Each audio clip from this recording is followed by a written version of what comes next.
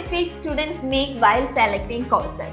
Yes, നമ്മുടെ സ്റ്റഡീസിന്റെ കാര്യത്തിൽ ഏതൊരു കാര്യം വരുമ്പോഴത്തേക്കും വളരെ ശ്രദ്ധയോട് കൂടിയിട്ടാണ് നമ്മൾ ഡിസിഷൻസ് എടുക്കാൻ, എസ്പെഷ്യലി നമ്മുടെ കോഴ്സ് സെലക്ഷൻ്റെ കാര്യത്തിൽ. ബിക്കോസ് നമ്മുടെ ഫ്യൂച്ചറും കരിയറും എല്ലാം മുന്നോട്ട് പോകുന്നത് നമ്മൾ ചൂസ് ചെയ്യുന്ന ആ ഒരു കോഴ്സിനെ ഡിപ്പെൻഡ് ചെയ്തുകൊണ്ടാണ്.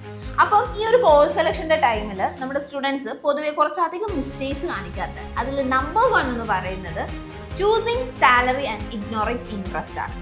അതായത് ആ ഒരു ടൈമിൽ ഏത് കോഴ്സിനാണോ അല്ലെങ്കിൽ ഏത് ജോബിനാണോ കൂടുതൽ സാലറി ഉള്ളത്, ഹൈ പേയിങ് ആയിട്ടുള്ള ജോബ് ഏതാണോ അത് കണ്ടുപിടിച്ച് അതിന് വേണ്ട കോഴ്സ് ചൂസ് ചെയ്യുക, അല്ലെങ്കിൽ അതിന് വേണ്ട കോഴ്സാണ് പഠിക്കുക.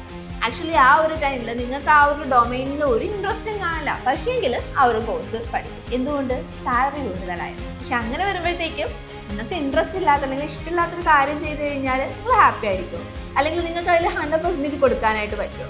Number 2, following your friends. അതായത് ചില ആളുകളുണ്ട് കേട്ടോ, അവരുടെ ഫ്രണ്ട്സ് എന്താണോ ചെയ്യുന്നത് അതേ ചെയ്യുന്നു. അവരുടെ ഫ്രണ്ട് ഒരു കോഴ്സ് എടുത്തു കഴിഞ്ഞാൽ അതിൻ്റെ പുറകെ പോകും. ഫോർ എക്സാമ്പിൾ, എൻ്റെ ഒരു ഫ്രണ്ട് ഉണ്ട്. എൻ്റെ ഫ്രണ്ടിന് MBA ചെയ്യാനാണ് ആഫ്റ്റർ ഗ്രാജുവേഷൻ ഇഷ്ടം.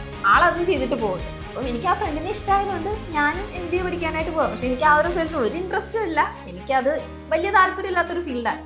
അങ്ങനെ വരുമ്പോഴത്തേക്കും എനിക്ക് എൻ്റെ 100% അവിടെ കൊടുക്കാനായിട്ട് പറ്റില്ല. 100% നമ്മൾ കൊടുക്കാണ്ട് നമ്മുടെ കരിയറിൽ ഒരു ഗ്രോത്തും ഉണ്ടാകില്ല. സോ അതുകൊണ്ട് തന്നെ നിങ്ങൾക്ക് എന്താണോ ഇഷ്ടം അത് ചെയ്യുക, അത് ചൂസ് ചെയ്യുക, ആരെയും ഫോളോ ചെയ്ത് പോകാതിരിക്കുക. Number 3, skipping the prerequisites. അതായത് ഏതൊരു കാര്യത്തിനും ഒരു ഫൗണ്ടേഷൻ വേണം.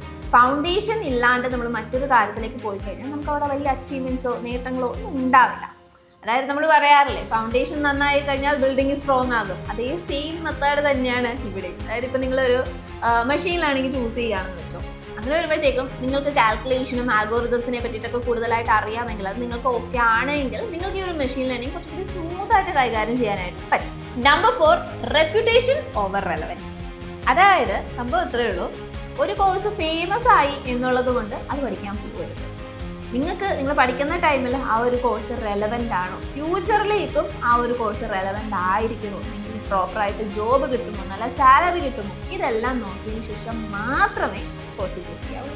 Number 5, ignoring the detailed syllabus. നമ്മളിപ്പോൾ ഒരു കോഴ്സ് ചൂസ് ചെയ്യാനായിട്ട് പോകുമ്പോഴത്തേക്ക് ഇതാണ് സിലബസ് എന്ന് മാത്രമേ നോക്കാറുള്ളൂ. ഡീറ്റെയിൽഡ് ആയിട്ട് ആ സിലബസ് എന്താണെന്ന് നിങ്ങൾ വായിച്ചു നോക്കാറുണ്ട്. ആരൊക്കെ വായിച്ചു നോക്കാറുണ്ട്?